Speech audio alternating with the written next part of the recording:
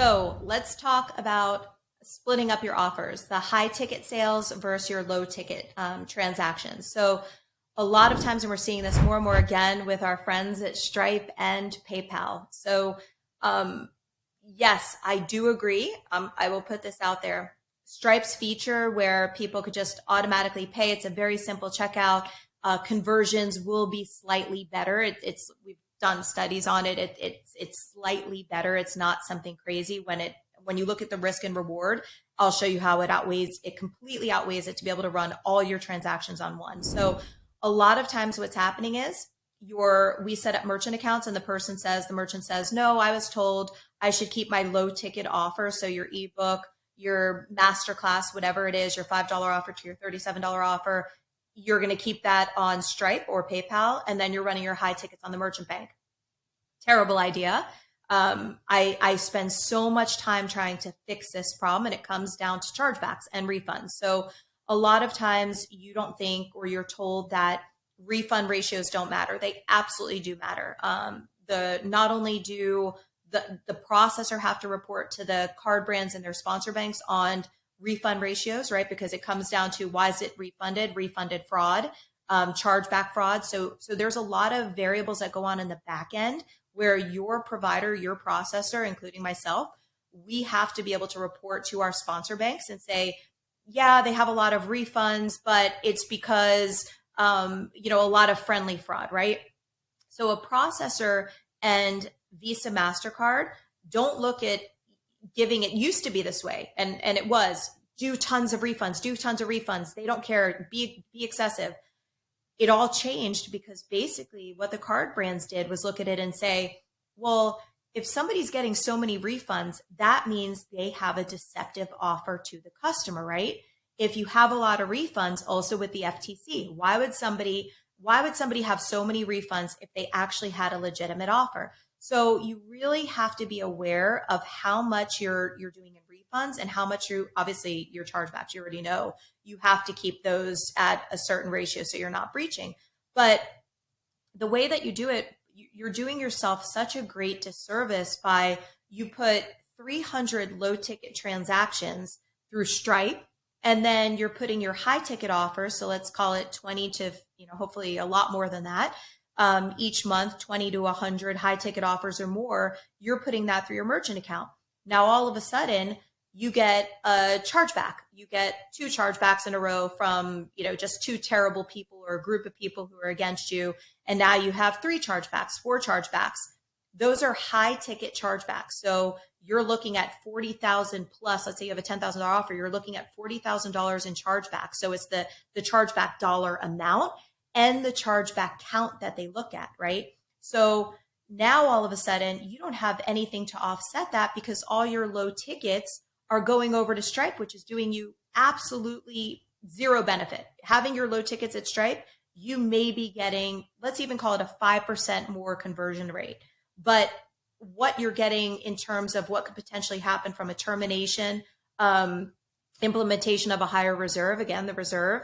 But if all of a sudden your ratio goes up, if you get 1 chargeback on 10 transactions and it's a $10,000 chargeback and your ratios go up to 5%, you're in trouble. That's not in a place you want to be. But if you have hundreds of transactions coming through, your hundreds of 30 or even 50, 75, whatever it is, of $37 offers, that 1 chargeback you get is not going to be such a massive blow. It's not going to put you on the radar where all of a sudden it's like, wait a second, 911, this is a lot of exposure, right? Risk teams, and I'm a risk advocate because they get a lot of heat, the underwriters and the risk teams, but they're there to protect the bank. They're there to protect their business, right? At the end of the day, if a processor is being completely egregious, they could lose their sponsorship with their bank and everyone closes. And that's what used to happen. There were countless number, I know this is shocking to believe, countless number of processors who went belly up, like completely out of business. They kept reserves. There's even some ones out there right now that I have absolutely no idea how they are still in business with the stuff that they do. It blows my mind that they're still being issued bins from the banks. But in any event, we're here to talk about your business and protect your business. make sure when you, I know if we work together, I want those low ticket transactions to come over with the portfolio. It's going to help you. It's going to also show, hey, you do hundreds of transactions a month and you get 5 refunds. Well, those 5 refunds are a lot better when you're talking about 200-300 transactions than if you're talking about, 5 refunds on 10 transactions. So again, I'm a very logical person. And I think that when you present logic and you look at things from somebody else's shoes, and in your case, you need to look at it from the shoes of the processor and who's holding basically your loan, which is really what it's considered. And think, would you do it? Would you take that bet? And would you give somebody that credit? There's a lot of times where even I'll be presented with, hey, do you want to assume risk? Do you want to share risk? And I look at the profile and I'll present it to the agent and I'll say, do you want to share risk with me? Or do you want to own the risk on this? Meaning if this person goes belly up, you're on the line for everything. And it's funny because the sales rep initially was like, please, they're great. I know them. They're my best friend or whatever it is. And the second you flip it and say, okay, well, you're going to sign a document that says you're going to hold all liability, and you explain it to them, everything changes, right? Because now you're looking at it like this is your exposure. So again, I like to kind of weave and have this all be intertwined. So think about now everything I've spoken about. Your reserve is your piggy bank, right? That means that nobody's going to come after you, personally through a lawsuit to get your personal assets because you have to sign a personal guarantee. So you want to look at that. You want to make sure your low ticket transactions are, again, producing a better profile for you, a better picture for you. So an executive summary comes in, and when I come and advocate for you and say, they're really doing great. They're doing X number of transactions, their refunds are this, their chargebacks are this.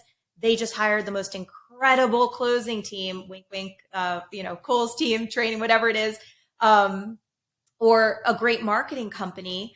And they're really going to grow now by, they're going to 10X their, 10X, I don't even know why I said that, but 10X their residuals or 10X their revenue.